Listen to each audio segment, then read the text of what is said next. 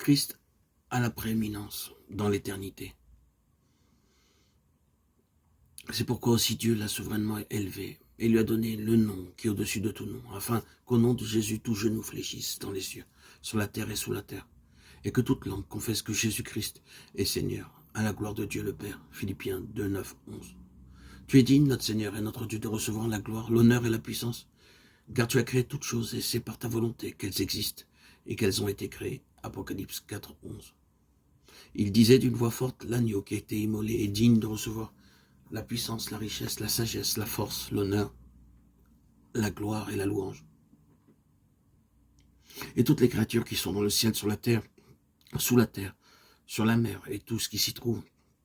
Et je les entendis qui disaient à celui qui est assis sur le trône et à l'agneau, soit la louange, l'honneur, la gloire et la force au siècle des siècles. Et les 4 êtres vivants disaient Amen. Et les vieillards se prosternèrent et adorèrent. Apocalypse 5, 12, 14. Bien-aimés, nous sommes maintenant enfants de Dieu et ce que nous serons n'a pas encore été manifesté. Nous savons que lorsqu'il paraîtra, nous serons semblables à lui parce que nous le verrons tel qu'il est. 1 Jean 3, 2. Béni soit Dieu le Père de notre Seigneur Jésus-Christ, qui selon sa grande miséricorde nous a régénérés pour une espérance vivante par la résurrection de Jésus-Christ d'entre les morts, pour un héritage qui ne peut ni se corrompre, ni se souiller, ni se flétrir. Il vous est réservé dans les cieux. 1 Pierre 1, 3, 4. Et il me montra un fleuve d'eau de la vie limpide comme du cristal, qui sortait du trône de Dieu et de l'agneau.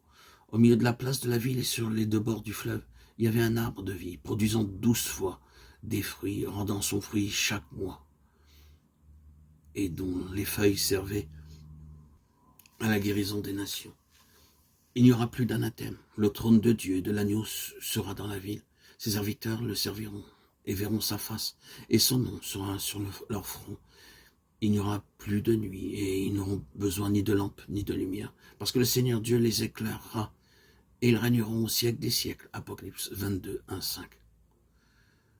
Après la mort et la résurrection de Christ, Dieu l'a souverainement élevé, et a donné le nom qui est au-dessus de tout nom, afin qu'au nom de Jésus, tout genou fléchisse, sous les cieux, sur la terre, et sous la terre, et que toute langue confesse que Jésus-Christ est Seigneur. Philippiens 2, 9, 11, car Dieu a fait Seigneur et Christ ce Jésus, acte 36, et il a tout mis sous ses pieds, Éphésiens 1, 22. Quand le Seigneur apparaîtra, nous serons semblables à lui. Bien-aimés, nous sommes maintenant enfants de Dieu, et ce que nous serons n'a pas encore été manifesté, mais nous savons que lorsque cela sera manifesté, nous serons semblables à lui, parce que nous le verrons tel qu'il est. 1 Jean 3, 2.